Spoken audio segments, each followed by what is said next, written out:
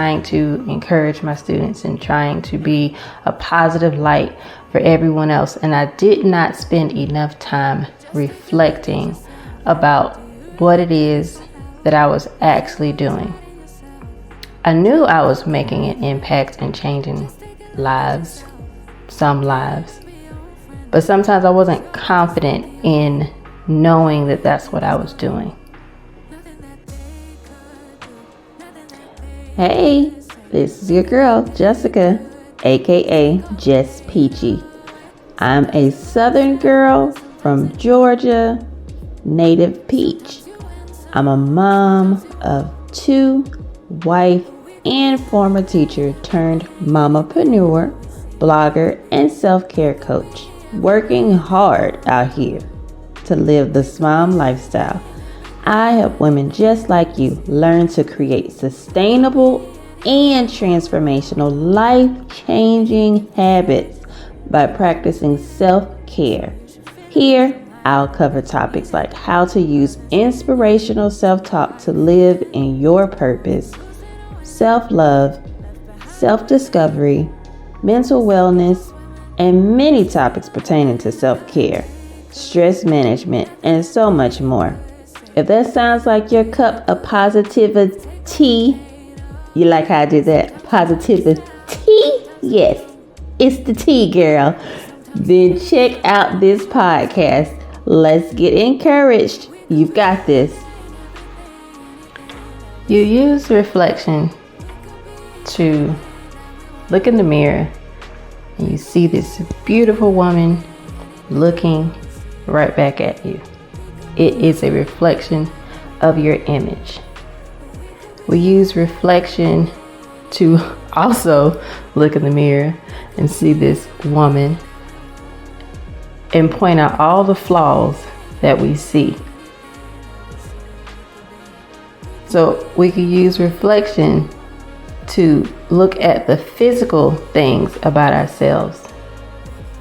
But we often forget that reflection is just not a part of the physical. Reflection is part of looking back over your life, over your experiences, over what you're doing and what you're not doing, and using what you have experienced to drive you forward closer to your real purpose, closer to your real destination. When I was teaching, I spent so much time being caught up in living in trying to grade papers and trying to encourage my students and trying to be a positive light for everyone else. And I did not spend enough time reflecting about what it is that I was actually doing. I knew I was making an impact and changing lives, some lives, but sometimes I wasn't confident in knowing that that's what I was doing. And it led me to burnout. It led me to become overwhelmed. It led me to become frustrated. It led me to a place where I had to stop.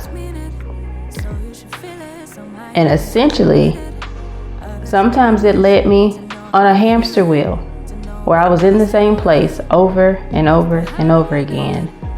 And I would get off to see what else was new or what else was out there. But then I would get right back on because that's what I knew.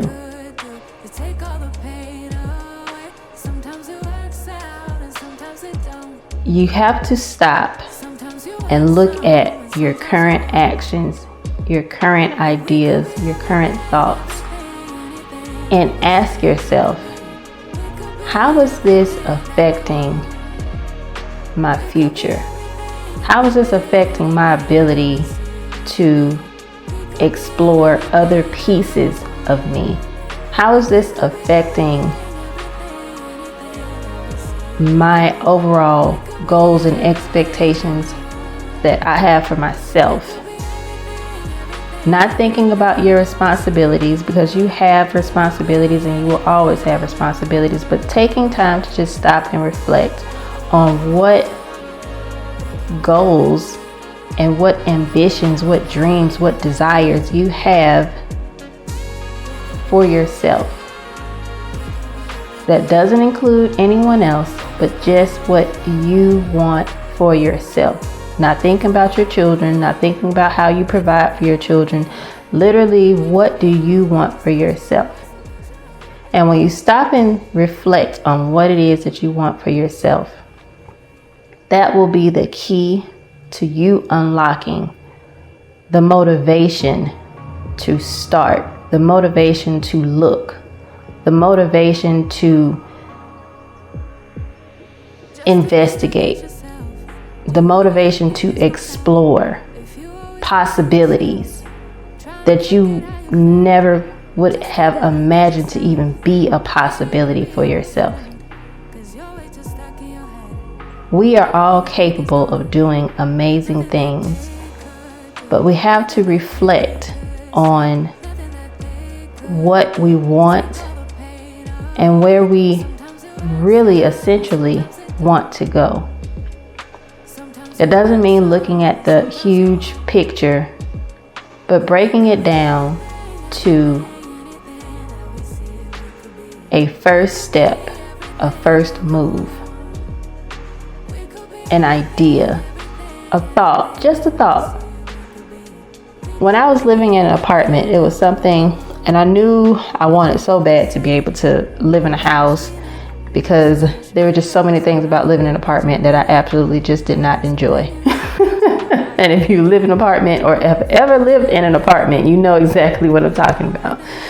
I was grateful. However, I knew it was time for me to move and explore other options. And one of the things that I did, some people call them vision boards, but what I did is I created dream cakes.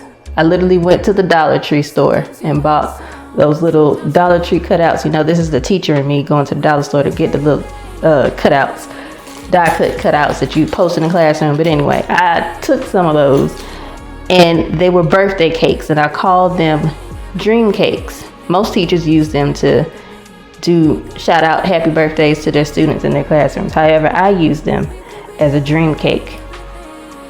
And what I mean by a dream cake, I wrote down the things that I wanted to accomplish. Every time I had a new idea or a new dream or knew something that I wanted to accomplish, I took out one of those dream cakes and I wrote it on one of those and I posted it on the wall in the kitchen. A place that I went to every day. I could see it every day. I then moved from just posting the dream cakes to printing out pictures of all these beautiful homes that I loved, just visually loved. Thought that I could never live in one of those, but just visually loved it. I printed it out, posted it on the wall next to my dream cakes. I was trying to start a business. Posted that up next to my dream cakes. I was trying to do a t-shirt printing service. Posted that next to my dream cakes. And literally every time I had a new idea, I posted it so I could see it. And as I saw it every day, it gave me the motivation.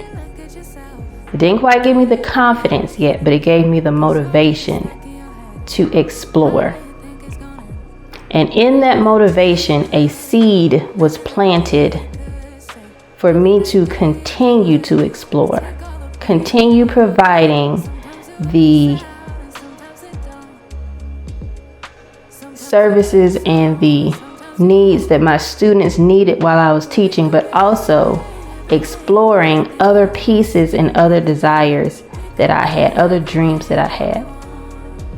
Sometimes as teachers, we get so caught up in just doing the day-to-day and trying to keep up with grading papers and teacher conferences with parents and all the things that you do, the expectations that you feel like are just unrealistic that you have to meet.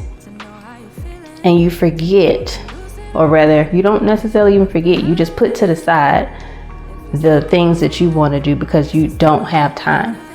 You feel like, I don't have time. I can't focus on that right now. I have to do this and I have to do that and I have to get this done and I have to get these graded and I have to put report cards in. You think about all the things that you have to do. But when you are constantly going home every day and you're seeing that same wall, it gives you that motivation and that push to make the time. I encourage you to make the time. Don't let work, don't let teaching, don't let your children, don't let your spouse or significant other, don't let anything take you away from making the time to explore the desires of your own heart. Because when you don't explore the desires of your own heart, it will eventually lead you to a road of resentment, of anger, of frustration, of irritability, sadness, and you will eventually start taking those things out on the people that you love most, the people that you are around the most, the students that you are around. Don't let your personal interest be put to the side because you feel you don't have time. Make the time, make the decision, make the choice, because it is a choice. Make the time to explore the other pieces of you so that you can give the best version of yourself to your students, to your children, to your family, to the people that matter to you in your life. It's not selfish to think about your needs. It's not selfish to think about your wants. It's not selfish to think about your dreams. It's not selfish to think about your goals. I've heard a saying before that says, you can walk and chew gum at the same time. You can walk and chew gum at the same time. So let's get to walking. Let's go get that bubble gum, that bubblicious, that bubble yum. Pop that thing in there. Yes, I said pop that thing in there.